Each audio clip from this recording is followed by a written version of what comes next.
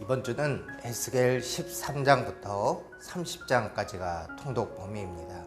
에스겔서는 포로로 잡혀간 유다 백성들에게 그들이 왜 국가적으로 멸망할 수밖에 없었는지, 그리고 앞으로 어떻게 회복될 것인지에 대해서 하나님의 해답을 주는 것이 에스겔서의 목적입니다. 주로 포로기와 또 후기 선지서들은 하나님의 백성이 겪는 갈등을 말씀으로 해결하는 메시지에 관심이 있습니다. 예를 들면 다니엘은 포로로 잡혀간 이방인들 속에서도 역사의 주는 하나님이시라는 것을 보여주고 있고, 학개는 하나님 나라의 회복을 위해서 유다 백성들이 적극적으로 참여해서 성전을 건축할 것을 이야기합니다. 또 스가랴는 하나님께서 주도적으로 이끄실 회복을 강조하고, 말라기는 하나님께서 변함이 없으시니 그분께 신실하게 반응하라 요청합니다. 에스겔서는 포로기와 후기 선지자들과 유사하게 절망 속에서의 하나님의 임재로 시작해서 마지막에 회복될 하나님의 임재로 끝을 맺습니다.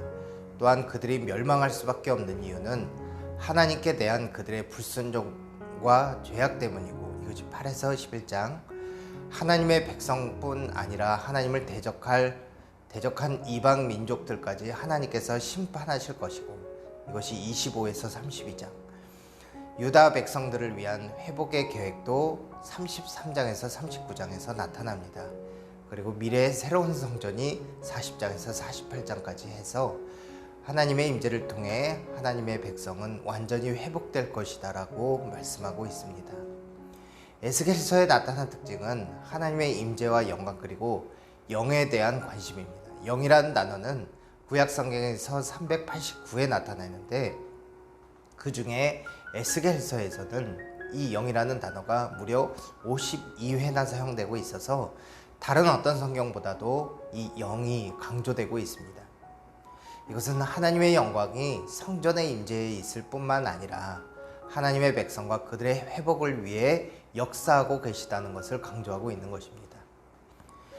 에스겔서에서 확연하게 드러나는 이 단락은 1장에서 3장은 에스겔의 소명이고, 8장에서 11장은 성전 환상과 회복, 그리고 25장에서 32장은 열방에 대한 심판이고, 이제 40장에서 48장 다음 주에 읽을 것이지만 이 40장에서 48장은 미래에 있을 새 성전에 관한 내용입니다. 이것을 두 단락으로 나누면 하나님의 심판과 관련된 1장에서 24장, 그리고 회복에 관련된 25장에서 48장, 이렇게 구분할 수가 있습니다. 그래서 이제 이번 주에 읽을 내용들을 보시면요, 이제 12장에서 19장까지는 유다와 예루살렘의 심판과 또 비유들에 대해서 나오고요, 13장은 거짓 선지자와 거짓 여선지자들, 우리 14장은 우상에게 상담하는 자들에 대해서 심판할 것이고, 예루살렘의 멸망을 이야기하고 있습니다. 15장은 이 쓸모없는 포도나무 가지에 대한 것이고요, 16장은 행음하는 여인, 17장은 독수리들과 포도나무 비유의 예언입니다. 18장은 개인의 책임에 대한 예언이고, 19장은 방백들을 위한 애가입니다.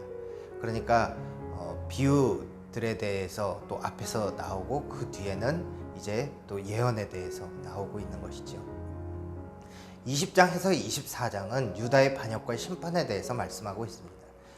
20장은 역사를 통한 이스라엘의 반역과 하나님의 복수가 나오고요, 또 22장은 피의 성에 대한 저주입니다. 23장은 오홀라와 오홀리바가 나오고요, 이제 24장 초반에는 끓는 가마가 나오고, 이제 15절부터는 에스겔의 아내의 죽음에 대해서 이야기가 나옵니다. 25장에서 32장은 특별히 열방에 대한 심판인데요, 처음엔 암몬에 대한 심판이, 그리고 모압에 대한 심판, 에돔에 대한 심판, 그리고 블레셋에 관한 심판이 이제 25장에 등장하고요, 26장은 두로에 대한 심판이 등장합니다. 그리고 28장에서는 시돈에 대한 심판이 나오고요, 29장부터 32장은 애굽에 관한 심판이 등장하게 됩니다. 그리고 33장부터는 회복에 대한 예언이 나오게 됩니다. 에스겔서는 절망 상태에서 받은 하나님의 계시의 말씀이죠. 따라서 하나님의 백성이 심판을 받는 이유와 그들의 책임 그리고 하나님의 회복의 계획이 신학적인 관점 속에서 다뤄지고 있습니다. 구약 성경은 철저하게 하나님께서 어떤 분이시고 삼위일체 하나님께서 어떤 계획으로 구원하셨는지에 대해서 말씀하십니다. 그런 관점에서 우리 본문을 이해해야 합니다. 구약의 다른 선지서들보다 에스겔서가 획기적인 것은 하나님의 영을 통한 회복을 강조하고 있다는 점입니다. 그런 면에서 에스겔서는 구약 역사의 마지막에 하나님의 약속들을 총망라해서 정리하고 있습니다. 너희는 나의 백성이 되고 나는 너희의 하나님이 되리라. 내가 여호와인 줄 너희가 알게 되리라. 이런 것과 같이 하나님과 백성의 관계에 대해서 언급을 하고 있습니다. 이렇게 해서 에스겔서 우리 중간 부분에 대해서 통독을 진행하게 되는데요. 우리 계속해서 은혜 속에서 이 통독을 진행할 수 있도록 우리 기도하겠습니다. 또 은혜 많이 받으시기를 바랍니다. 감사합니다.